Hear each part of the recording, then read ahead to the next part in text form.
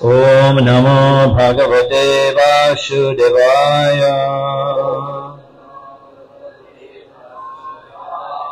Om Namo Bhagavate Vasudevaya. Om Namo Bhagavate Vasudevaya.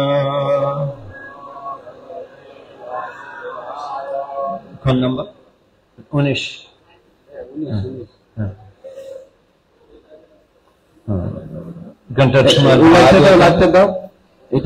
তৃতীয় স্কন্ধ 18 অধ্যায় 19 শ্লোক।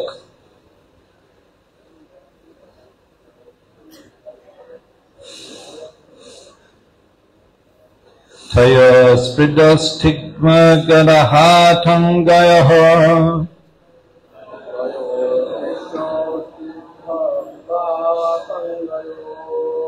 Kshatrashravad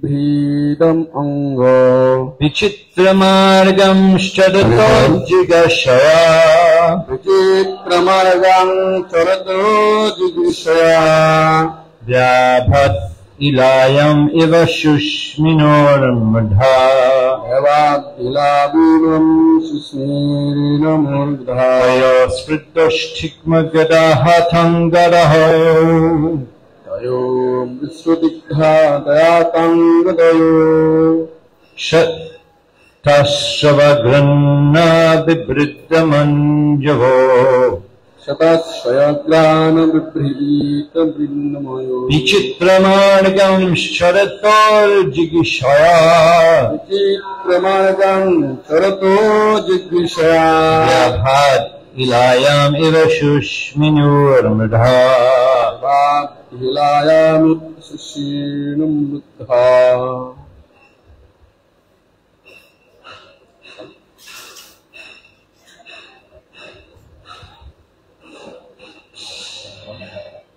বলুন।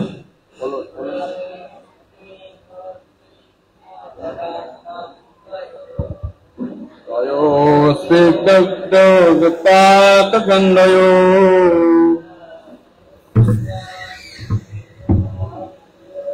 Gatasagrana Vibhridamannayo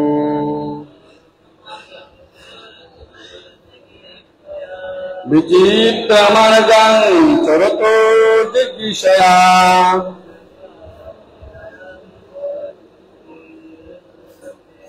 Vyabhat Ilayam Iva Shushminor Mudha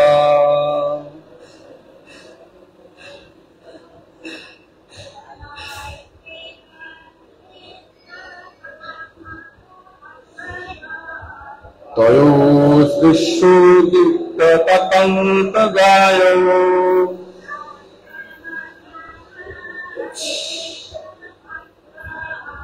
Gatasagranam Vibhridamanno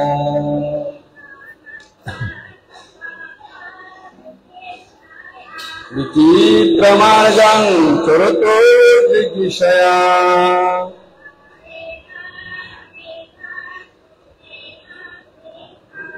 Vyabhat Ilayam Iva Shushminor Mudha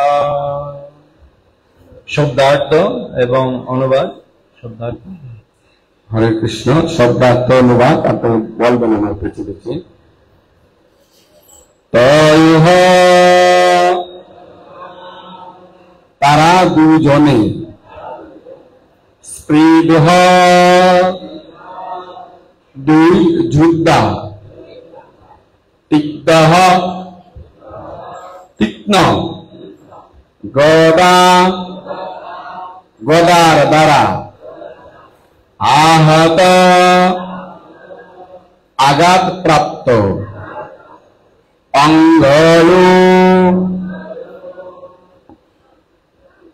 তাদের দেহ কত আশ্রবহ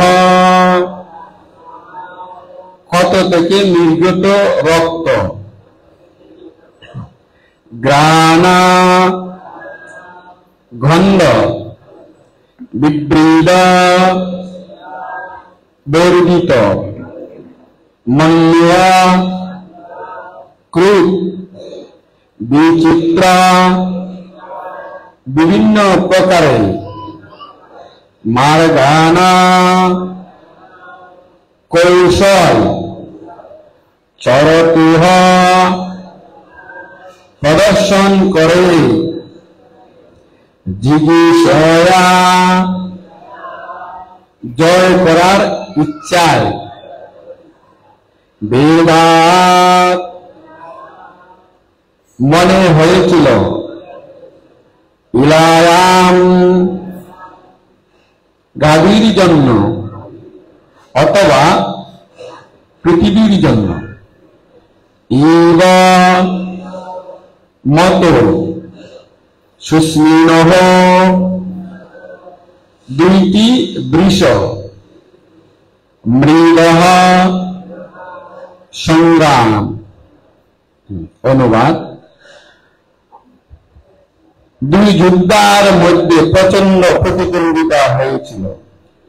তাদের তীক্ষ্ণ গদার আঘাতে উভয়েরই দেহ আহত হয়েছিল এবং তাদের ক্ষত থেকে নির্গত রক্তে গন্ধ পেয়ে উভয়েই অতিশয় ক্রোধোদ্দীপ্ত হয়েছিলেন। উভয়ই পরস্পর জয়ের ইচ্ছায় গদা যুদ্ধের নানা প্রকার কৌশল প্রদর্শন করেছিলেন। গাভীর জন্য দুইটি মত্ত বৃষ যেমন সংগ্রাম করে, তাদের তখন ঠিক সেই রকম মনে হচ্ছিল। তাৎপর্য: এখানে পৃথিবীকে ইলা বলা হয়েছে। পূর্বে এই পৃথিবীর ইলাবৃত বর্ষ নামে পরিচিত ছিল এবং পরীক্ষিত মহারাজ যখন এই পৃথিবীর উপর রাজত্ব করেছিলেন তখন তাকে ভারতবর্ষ বলা হতো।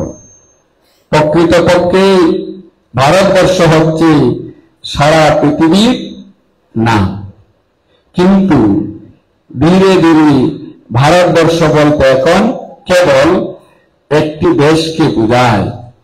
ভারতবর্ষ যেমন সম্প্রতি পাকিস্তান এবং হিন্দুস্তানে বিভক্ত হয়েছে, তেমনই পূর্বে পৃথিবীর নাম ছিল ইলাবৃত বর্ষ, কিন্তু ধীরে ধীরে কালের প্রভাবে তা বিভিন্ন দেশের সীমায় বিভক্ত হয়ে গেছে। হরে কৃষ্ণ। এখানে প্রভুপাদের অপ্রাকৃত প্রাঞ্জল তাৎপর্য সমাপ্ত। হরি বল। You understand Bengali? No. একজন বিদেশি ভক্তকে ওনাকে ইংরেজি অনুবাদ দিতে পারবেন? সুন্দর করে সুন্দর সুন্দর কান্তা আছে।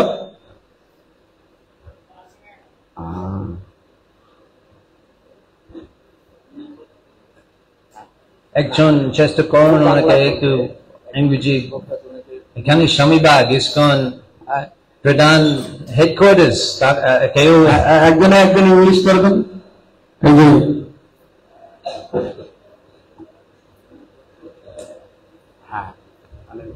মুখম কায়ি বাচালম ভঙ্গম লঙ্ঘয়তে গিরিম চক্রপাঠমহম বন্দে শ্রীগুরুম দীনতারিণম।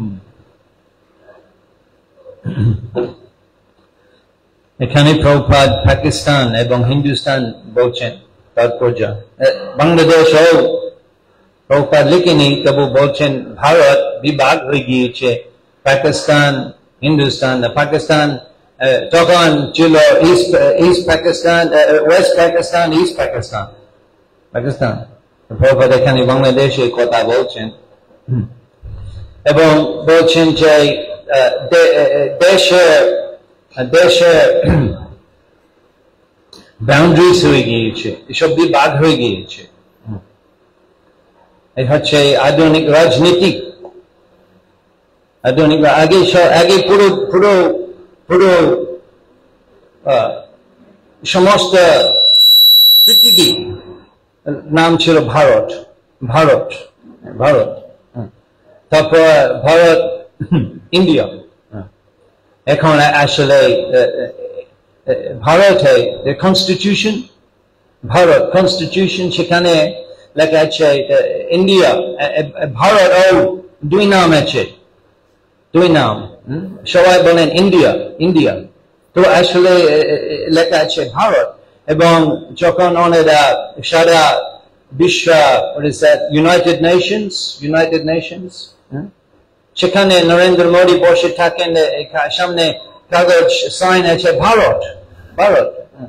আস্তে আস্তে এখন এই গভর্নমেন্ট ওনারা সেই ইন্ডিয়া, সেটা ভুল নাম, এটা ভুল নাম, এটা ভুল না, এটা বিদেশিরা দিয়েছে, আসল নাম ভারত। এবং এখন বর্তমান সরকার ভারতে ওর নাম পরিবর্তন করবেন, আগে মতো ভারত হবে। যেমন বিভিন্ন শহর নাম পরিবর্তন হয়েছে, যেমন প্রয়াগরাজ, এখন না, আগে নাম আলাহাবাদ। যখন প্রভুপাদ সেখানে ব্যবসা করতেন, প্রভুপাদ একটা ফার্মেসি, ঔষধালয়, প্রভুপাদ তখন নাম ছিল আলাহাবাদ। প্রভুপাদ সেখানে প্রায় 10 বছর জন্য চাকরি করতেন আলাহাবাদে।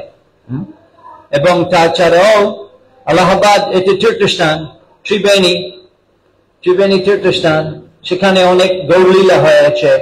প্রয়াগ অনেক গৌর, এটা তীর্থস্থান, সেই জন্য সেই সরকার নাম পরিবর্তন করে দিয়েছে, এটা তীর্থস্থান।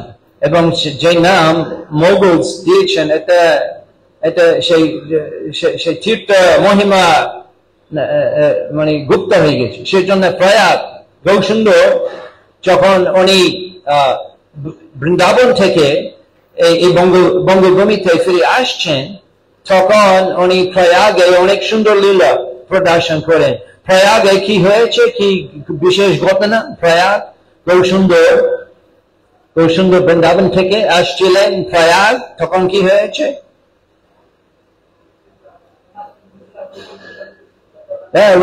রূপ শিক্ষা হয়েছে প্রয়াগে, রূপ শিক্ষা। গৌরসুন্দর সেখানে 10 দিন রূপ গোস্বামী প্রভুপাদকে কৃষ্ণ তত্ত্ব, ভক্তি তত্ত্ব, রস তত্ত্ব, প্রান্ত সব শিখাইল প্রভু, ভগবত সিদ্ধান্ত যত আছে ভাগবতে। গৌরসুন্দর রূপ গোস্বামী প্রভুপাদকে 10 দিনের মধ্যে শিখিয়ে ফেলেছে প্রয়াগে। ত্রিবেণী, সেখানে ত্রিবেণী, সরস্বতী, গঙ্গা, যমুনা সঙ্গম প্রয়াগে, সেখানে স্নান করে খুবই সুমঙ্গল। গৌরসুন্দরও সেখানে স্নান করেছেন মাঘ মাসে ভোরবেলায়। নিত্যানন্দ প্রভু ও লীলা প্রদর্শন বিলাস করেছেন প্রয়াগে। প্রভুপাদ সেখানে দীক্ষা গ্রহণ করেছেন। প্রভুপাদ রূপ গৌড়ীয় মঠে সেখানে দীক্ষা গ্রহণ করেছেন, নাম পেয়েছেন অভয় চরণ অরবিন্দ দাস। অভয় চরণ নাম, জন্ম থেকে অভয় চরণ, দীক্ষার সময় নাম পেয়ে অভয় চরণ অরবিন্দ দাস, এই প্রয়াগে। মহাপ্রভু এখন আমরা এখানে আপনার বাংলাদেশে এখানে সরকার আছে, এবং আমরা অবস্থা মাঝে মাঝে একটু বাধা বিঘ্ন হয় এই দেশের পরিস্থিতি ফলে ভক্তরা সনাতন ধর্ম অবলম্বীগণ মাঝে মাঝে বাধা বিঘ্ন হয় এই দেশে। মহাপ্রভুর সময়ও বিভিন্ন ধরনের রাজনীতি প্রভাবে বিভিন্ন ধরনের সমস্যা ছিল। এটা গুরুত্বপূর্ণ ব্যাপার। নবদ্বীপে সেখানে এটা মোগল কাজী এবং নবাব এবং কাজী এবং ওনারা হিন্দুদের একটু কষ্ট দিলেন। আপনারা যাবেন, আপনারা দেখবেন শ্রীবাস অঙ্গনে সেখানে একটা খোলা আছে, খোলা বাংলা, যেখানে সেই কাজী সৈন্যের সঙ্গে সংকীর্তন দল আক্রমণ করলেন, মৃদঙ্গ ভেঙে ফেলেছে। মৃদঙ্গ ভেঙে ফেলেছে। সেখানে উপাসনা হয় সিদ্ধান্ত সরস্বতী ঠাকুর, সেই ভাঙা মৃদঙ্গে উপাসনা হয়। এবং উনি বলেছেন কেউ নগর সংকীর্তন হরিনাম ভগবানের নাম কীর্তন নগরে রাস্তায় কেউ করবেন না, যদি করেন আমি তাদের দণ্ড দেব, নষ্ট সর্বনাশ হবে। এরকম অবস্থায় গৌরাঙ্গ শ্রী চৈতন্য মহাপ্রভু অবতীর্ণ হয়েছে ওই অবস্থায়। অনেকেই জানে না, গত রাত্রে আমরা আলোচনা করেছিলাম, অনেকে জানে না যে যখন গৌরহরি প্রধান ছিলেন গৌরমন্ডল ভূমিতে, তখন যুদ্ধ হচ্ছিল ওড়িশা এবং বেঙ্গল মধ্যে, যুদ্ধ ওড়িশা এবং বেঙ্গল। এখন যুদ্ধ নেই, এখন যেতে পারেন সহজভাবে, ট্রেনে যায় বা প্লেনে যায় ওড়িশা বেঙ্গল। তখন যুদ্ধ ছিল, তখন বড় সমস্যা। এবং যখন গৌরাঙ্গ মহাপ্রভু যখন উনি জগন্নাথ পুরীতে থেকে উনি বৃন্দাবনে যেতে চেয়েছেন, প্রকৃতপক্ষে যখন গৌরাঙ্গ যখন ওনার দীক্ষার সময় তখন এই বৃন্দাবনে যেতে শুরু করেছেন, গয়া ধাম থেকে। গয়া উনি সেই হরিনাম গ্রহণ করে ঈশ্বরপুর প্রভুপাদের কাছ থেকে। গৌরাঙ্গ মহাপ্রভু উনি পাগল হয়ে গিয়েছে কৃষ্ণ প্রেমে। কিবা মন্ত্র দিল বর্ষায়, কিবা তার বল, দ্রৌপদী মন্ত্র করে পাগল। গৌরাঙ্গ মায়া পরে ফিরে যেতে চাননি এবং উনি গয়া ধামে গিয়েছেন কিছু শিষ্যদের সঙ্গে, শিষ্যরা এবং ছাত্রদের। তাদের বলেছেন তোমরা যাও মায়া পরে, আমি আবার যাব না, ফিরে যাব না, সংসার জীবন আমি এখন করব না, বৃন্দাবনে যাব। দীক্ষা সময় তখন মায়া পরে অপেক্ষা করছিলেন বিষ্ণুপ্রিয়া। মহাপ্রভু বলছেন ফিরে যাব না। তারপর আকাশবাণী হয়েছে, বলছেন মহাপ্রভু চলে গিয়েছেন দুপুর রাত্রে বৃন্দাবন যাত্রা শুরু করেন। আকাশবাণী শব্দ হয়েছে এখন বৃন্দাবনে যাওয়া হবে না, তুমি স্বয়ং ভগবান। মহাপ্রভু নিজ প্রেমে ভুলে গিয়েছেন উনি ভগবান। ভক্ত সেই কৃষ্ণ ভক্তি প্রেম উন্নত হয়ে যদিও নিজের জন্য ভক্তি, নিজের জন্য প্রেম ভুলে গিয়েছেন সেই ব্যক্তি। তুমি স্বয়ং ভগবান। তোমার অবতীর্ণ হয়েছে এই নাম সংকীর্তন যুগে আমরা প্রচার করার জন্য। কলি যুগে ধর্ম নামে প্রচার, ততি লাগে পিতা বর্ণ চৈতন্য অবতার। নামে প্রচার, ফিরে যেতে হবে মায়া পড়ে, সেখানে পঞ্চতত্ত্বের সঙ্গে নাম সংকীর্তন আন্দোলন শুরু করতে হবে। শুনো নিত্যানন্দ, শুনো হরিদাস, সর্বত্র আমার আজ্ঞায় করো প্রকাশ। প্রতি ঘরে ঘরে গিয়ে করো এই ভিক্ষা, ভজ কৃষ্ণ বল কৃষ্ণ করো কৃষ্ণ শিক্ষা। নাম সংকীর্তন আন্দোলন খুব সুন্দর। নিত্যানন্দ প্রভু উনি প্রচার করছিলেন না, যদিও ওনার না হরিনাম প্রদান দেবম নিত্যানন্দ নিতাই গোসাই, উনি নাম সংকীর্তন প্রচার করছিলেন না, অপেক্ষা করছেন সেই যখন নির্দেশ পাবে গৌরাঙ্গ শ্রীমুখ থেকে, তখন এই নাম সংকীর্তন আন্দোলন প্রচার শুরু হবে। সেই জন্য গৌরাঙ্গ তখন যাননি বৃন্দাবনে। সন্ন্যাস গ্রহণ করার পরে তখনও বৃন্দাবনে যেতে চেয়েছেন। সন্ন্যাস যখন রাধা দেশে ভ্রমণ করছিলেন, 3 দিন না খেয়ে, জল অন্য কিছু না, 3 দিন গৌরাঙ্গ সেই সন্ন্যাস দীক্ষা গ্রহণ হয়ে তখন উনি একদম প্রেমাবেশে চলে যাচ্ছিলেন। কোথায় যাচ্ছেন জানি না, দিন রাত চিনতে পারে না খেয়ে 3 দিন। বলছেন গৌরাঙ্গ নিজে বলছেন যে এই বেশ কইল, এই বেশ সন্ন্যাস, এই বেশ কইল এবে বৃন্দাবন গিয়া কৃষ্ণ নিষেবন করি নিবৃতে বসিয়া। আমি একা একা বসবো বৃন্দাবনে, কৃষ্ণ সেবা সংযুক্ত থাকবো বৃন্দাবন। তখন নিত্যানন্দ প্রভু বল না না না হবে না, নবদ্বীপ ভক্তরা এটা সহ্য করতে পারে না, গৌরাঙ্গ চলে যাবেন আর দেখা হবে না, সহ্য করতে পারে না, কিছু দিন থাকতে হবে নড়িয়া ভক্ত বৃন্দ মহাপ্রভুর সঙ্গ করার জন্য। উনি মহাপ্রভুকে নিয়ে গেলেন শান্তিপুরে, খবর পাতি আচার্য রত্নার মাধ্যমে খবর পাতি দিয়েছেন, তুমি যাও নবদ্বীপে সব ভক্তবৃন্দকে বলো শান্তিপুরে আসো, আমি নিয়ে আসছি গৌরাঙ্গের সঙ্গে, গৌরাঙ্গ নিয়ে। অদ্বৈত ঠাকুর জানাও উপস্থিত হও, এবং অদ্বৈত ঠাকুর উনি দাঁড়িয়ে আছেন নৌকা নিয়ে, নতুন ফ্রেশ কাপড় নিয়ে। ও অদ্বৈত ঠাকুর কি করে জানতে পেরেছেন আমি বৃন্দাবনে আছি? যেখানে আপনি আছেন সেখানে বৃন্দাবন, তবু এখন শান্তিপুর। সব ভক্তদের এসেছেন 10 দিন। তারপর গৌরাঙ্গা উনি তারপর জগন্নাথপুরীতে গিয়েছেন, জগন্নাথপুরী সচী মাতা বলেছেন জগন্নাথপুরী তোমরা সব পারো গমন আগমন, গঙ্গা স্নানেও হবে তার আগমন। পুরীতে থেকে আপনারা তোমরা যেতে পারবেন এবং আসতে পারবেন, সেই গমন আগমনের মাধ্যমে আমি খবর পাবো গৌরাঙ্গা অবস্থা কেমন পুরীতে। বিশ্বরূপে মতো করো না তুমি, বিশ্বরূপ সন্ন্যাস গ্রহণ করে তখন কোনো খবর পাইনি, তুমি সেভাবে করো না, তুমি পুরীতে থাকো আমি খবর পাবো এবং আসতে পারবে গৌরমন্ডল ভূমিতে। এবং গৌরাঙ্গা উনি এসেছেন, ফিরে এসেছেন গৌরমন্ডল ভূমিতে। 2 বছর দক্ষিণ ট্যুর, তারপর 2 বছর অবস্থান পুরীতে, তারপর অন্তিম ভাবে অনুমতি পেয়েছেন রামানন্দ রয় কাছ থেকে সার্বভৌম ভট্টাচার্য বৃন্দাবনে যেতে। এবং তখন গৌরাঙ্গ শ্রী চৈতন্য মহাপ্রভু বলেছেন গৌড় দেশে আমার 2 সমাশ্রয় জনানি জাহ্নবী, এই 2 দয়াময়। বৃন্দাবনে যাব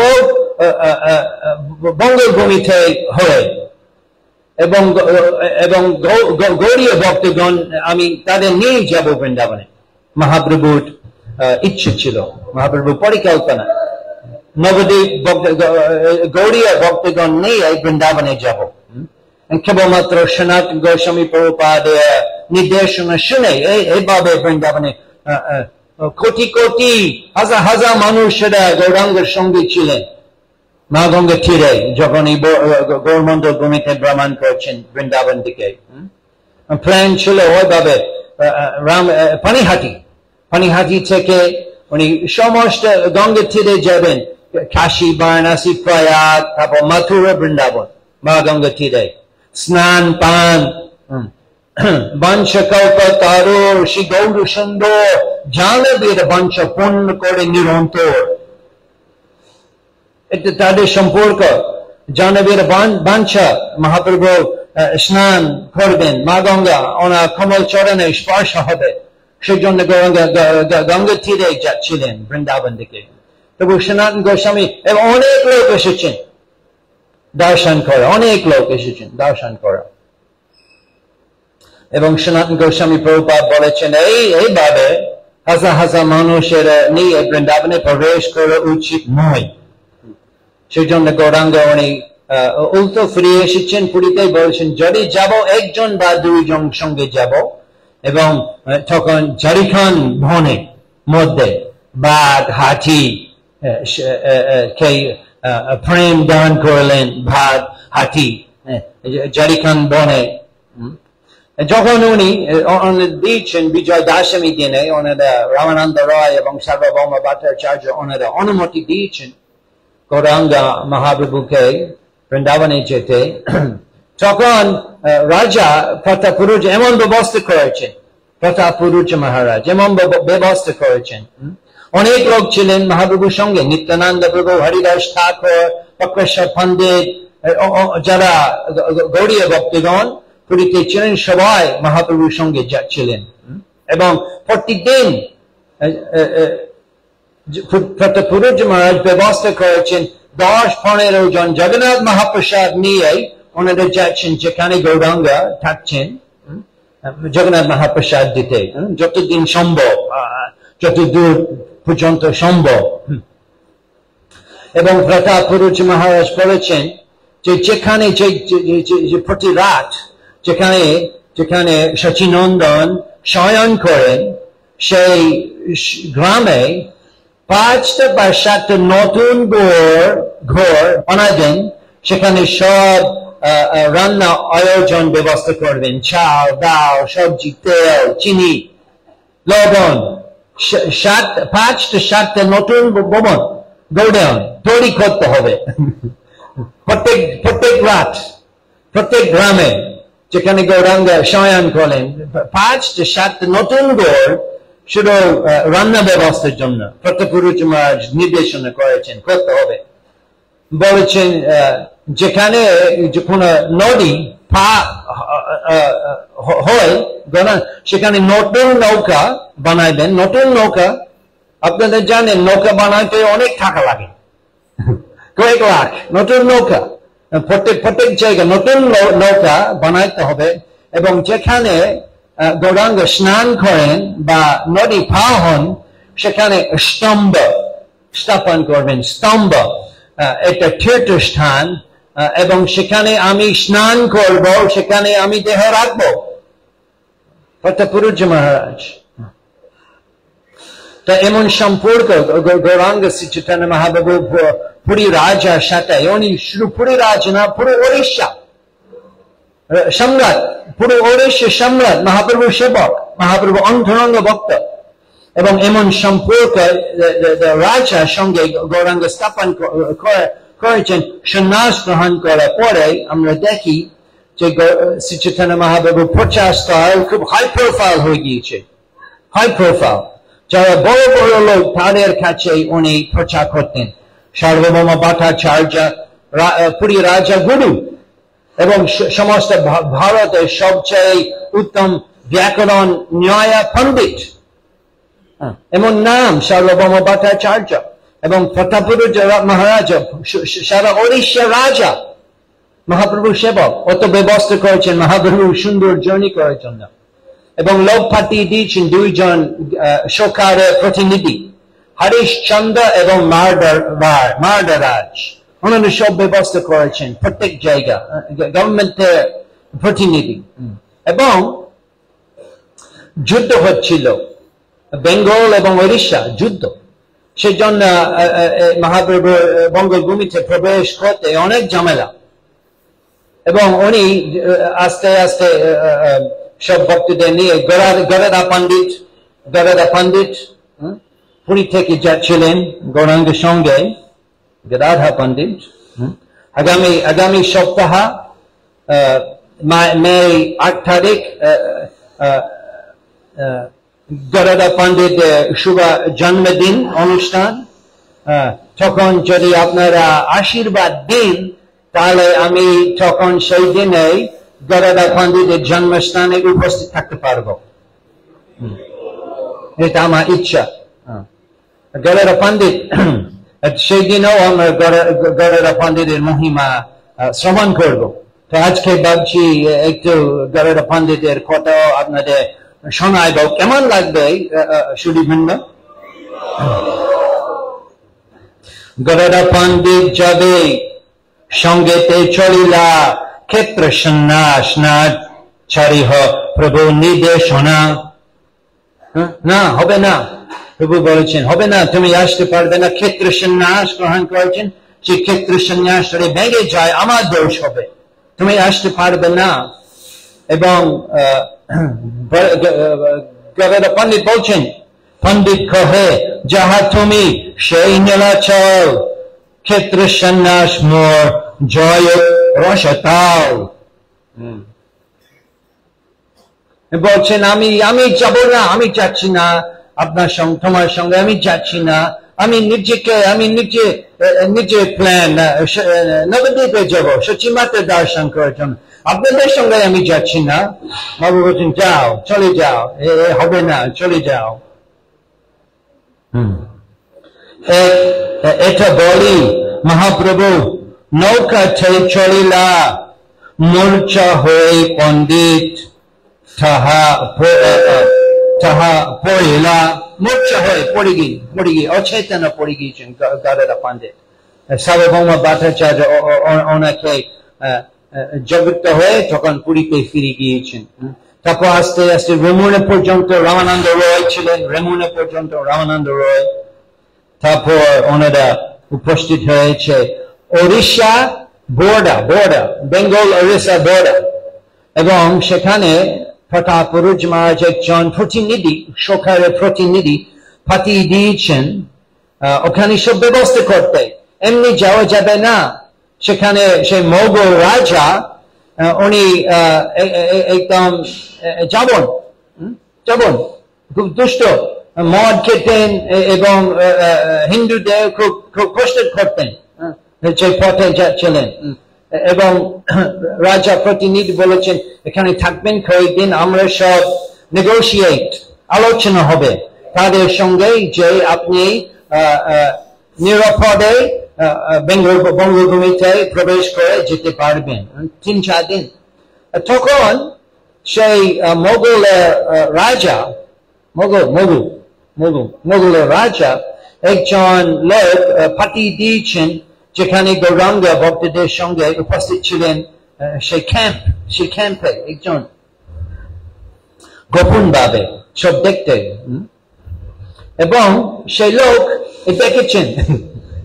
দেখেছেন মহাপ্রভুর লীলা, মহাপ্রভুর ব্যবহার, মহাপ্রভুর অবস্থা ভক্তদের সঙ্গে, এবং সব আশ্চর্য হয়ে উনি ফিরে গিয়েছেন সেই মোগলের রাজা কাছে সব পরিস্থিতি জানাইতে কি হচ্ছে ওখানে। কথা বুঝে যাচ্ছে স্বামী বাগ ভক্তবৃন্দা, কথা বুঝে যাচ্ছে? তো সেই ব্যক্তি, সেই রাজা, মোগল রাজা, জাবনের রাজা কাছে গিয়েছেন এবং সব জানাইতে মহাপ্রভুর কিরকম যত উনি বলেছেন আপনারা শুনতে চান? কিছু চৈতন্য চরিতামৃত শ্লোক আমি বলবো, কারণ এখানে সিদ্ধান্ত সরস্বতী ঠাকুর উনি ভবিষ্যৎ বাণী বলেছেন যে বিদেশি লোক বাংলা ভাষা শিখবেন শ্রী চৈতন্য চরিতামৃত অধ্যয়ন করার জন্য। তা আমরা ঠাকুর পূর্ব আচার্য গণের বাণী সম্পূর্ণ জন্য আমি এখন কয়েকটা শ্রী চৈতন্য চরিতামৃত শ্লোক পাঠ করব, আপনারা দেখতে পারবেন, শুনতে পারবেন। তো সেই ব্যক্তি সেই জাবনের রাজা কাছে গিয়েছেন, বলছেন এক সন্ন্যাসী অইল জগন্নাথ হইতে অনেক সিদ্ধা পুরুষ হয় তাহার সহিতে, অনেক সিদ্ধা পুরুষ তাহার সঙ্গে। এই সন্ন্যাসী এসেছেন পুরী থেকে, নিরন্তর করে সবাই কৃষ্ণ সংকীর্তন, সবাই হাসে নাচে গায় খোদায়ে ক্রন্দন, লক্ষ লক্ষ লোক আইসে তাহা দেখিবারে, তারে দেখি পুরানাপি জয়তে নারে ঘরে। একবার দেখে গৌরাঙ্গা ওনারা এমন প্রেম পায়, ওনারা ঘরে ফিরে যেতে পারেন না, বাড়িতে ফিরে যেতে পারে না, বাড়ি কোথায় ভুলে যায় একবার দেখে।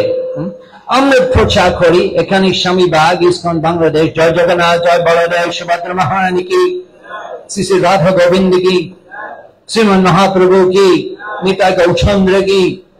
আমরা এখানে প্রচার করি, অনেক আয়োজন, এখানে বড় বড় বৃহৎ অপূর্ব অদ্ভুত মন্দির তৈরি করা হচ্ছে, এবং আমরা আরাধনা, অতি সুন্দর বিগ্রহ আরাধনা করি এবং মহোৎসব করি, রথযাত্রা, জন্মাষ্টমী, নৃসিংহ চতুর্দশী, রাধাষ্টমী, তাই নাকি?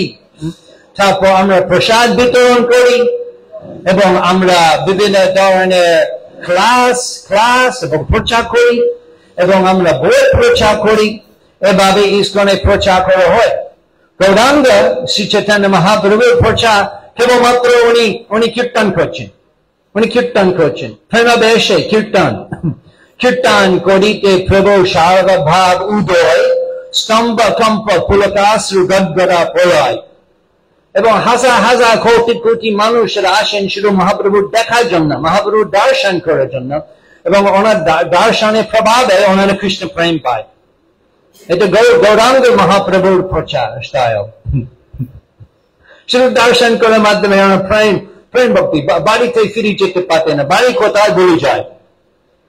আমার মনে হয় আমি বিবাহ করেছি, তবু কোন মাতাজির সঙ্গে বিবাহিত এটা মনে নাই, বাড়ি কোথায়, ওই ধরনের কীর্তন গৌরাঙ্গ মহাপ্রভুর সঙ্গে ওই ধরনের কীর্তন।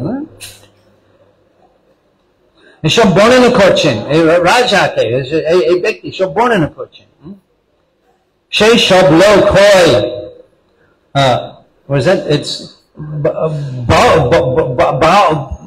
বাউলের প্রায় বাউলের সেই সব লোক হয় বাউলের প্রায় কৃষ্ণ কহি নাচে কান্দে গাড়াগাড়ি যায়।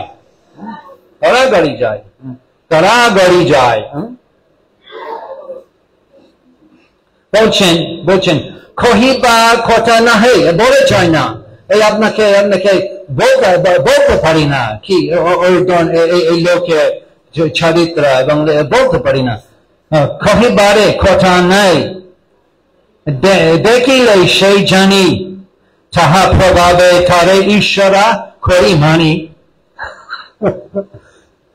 ঈশ্বর করি মানি, আমি ভাবছি উনি ভগবান।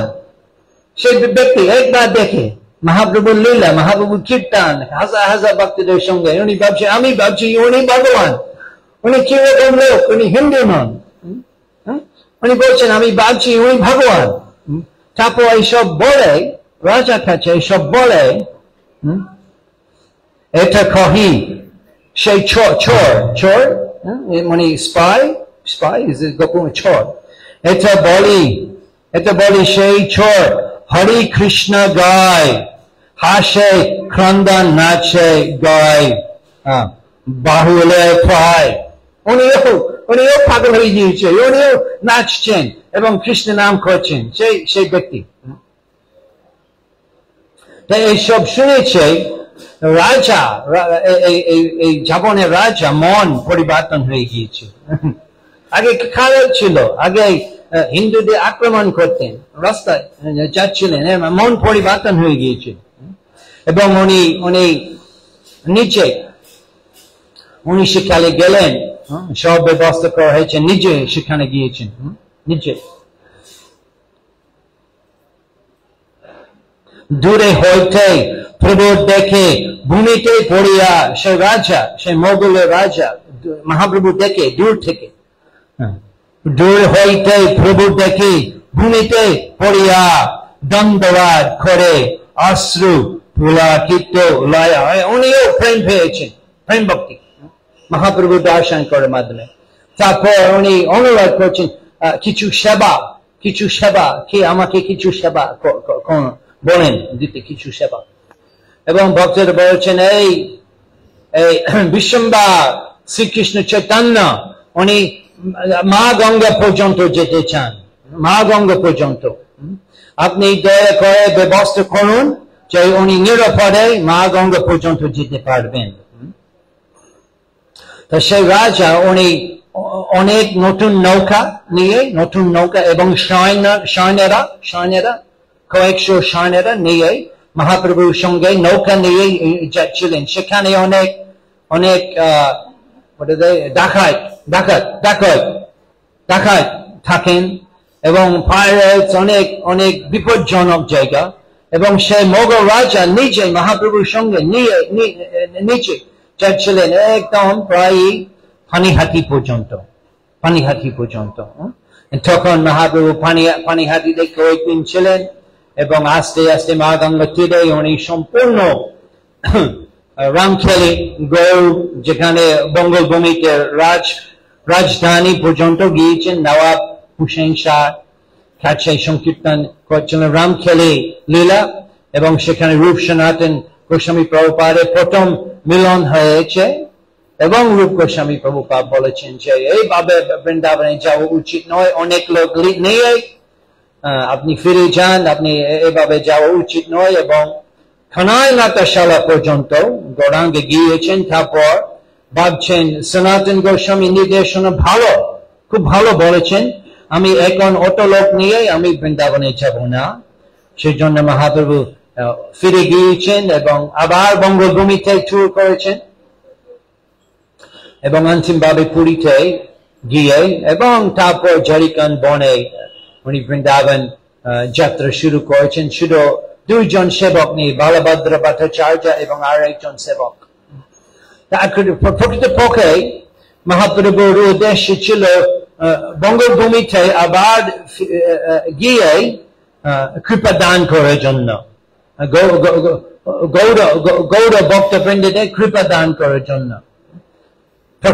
প্রথমে রূপরঞ্জন সনাতন গোস্বামী, যদিও ওনারা এই দেশে রূপ সনাতন, এই দেশের জন্য যশোর, রূপ সনাতন যশোর দিকে, এবং সেখান থেকে ওনারা গৌড়, তখন মহাপ্রভু যখন প্রকাশ ছিল তখন বঙ্গভূমিতে নাম ছিল গৌড় দেশ। বন্দে শ্রীকৃষ্ণ চৈতন্য নিত্যানন্দ সহবিদ গৌড়োদয়ে পুষ্পবন্ত চিত্র সন্দ তমোনুদ। গৌড়োদয়ে গৌরাঙ্গ অবতীর্ণ হয়েছে গৌড় দেশে। যখন মহাপ্রভু প্রকাশ ছিলেন বঙ্গভূমিতে নাম ছিল গৌড় দেশ, গৌড়ীয় ভক্ত। এবং যখন প্রথমে বৈষ্ণবরা এসেছেন বঙ্গভূমি থেকে পুরীধাম, গোপীনাথ আচার্য ঘোষণা দিয়েছেন রাজা প্রতাপরুদ্রকে গৌড় হইতে বৈষ্ণব আসিয়াছেন 200 মহাপ্রভুর ভক্ত সব মহাভগবত গৌড় হইতে। রূপরঞ্জন সনাতন ও গৌড় সেই বঙ্গভূমিতে রাজধানী ওনারা গিয়েছেন, সেখানে নবভূষণ সারের মন্ত্রীরা ছিলেন, মন্ত্রীরা। তবু ওনারা মায়াপুরে যাননি। যখন মহাপ্রভু গৃহস্থ ছিলেন এবং নদিয়া গ্রামে যখন উনি নাম সংকীর্তন আন্দোলন শুরু করেছেন,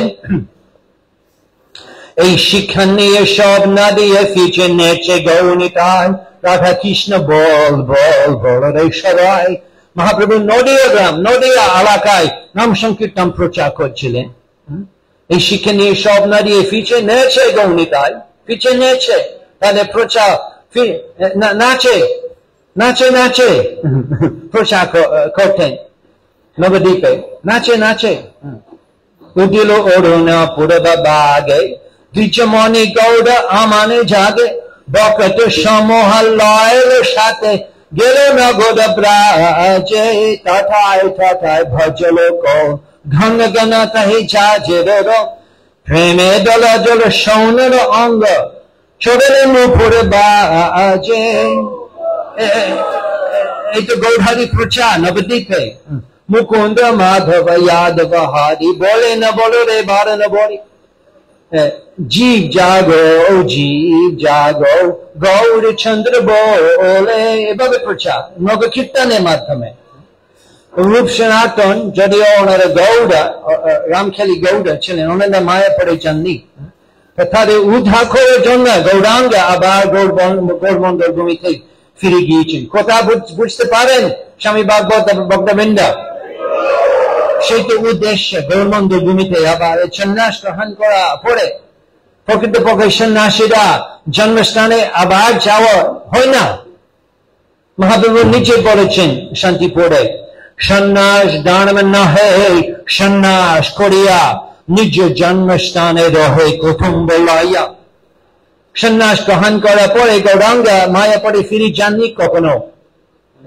তবু গৌড়মন্ডল ভূমিতে গিয়েছেন এবং গঙ্গা ওপারে বিদ্যানগর, খোলাদ্বীপ, খুলিয়া গ্রামে, ওই সাইডে মায়াপুর সাইডে যাননি, গঙ্গার ওপারে বিদ্যানগর, খোলাদ্বীপ, খুলিয়া গ্রাম। এবং হাজার হাজার মনুষ্যরা যারা যখন গৌরাঙ্গ উপস্থিত ছিলেন নবদ্বীপে, অনেক লোক ওনার আশ্রিত হয়নি, ওনার কৃপা লাভ করেনি। স্মার্ট এবং পণ্ডিতেরা এবং নাস্তিকেরা ওনারা মহাপ্রভুর কৃপা লাভ করেনি।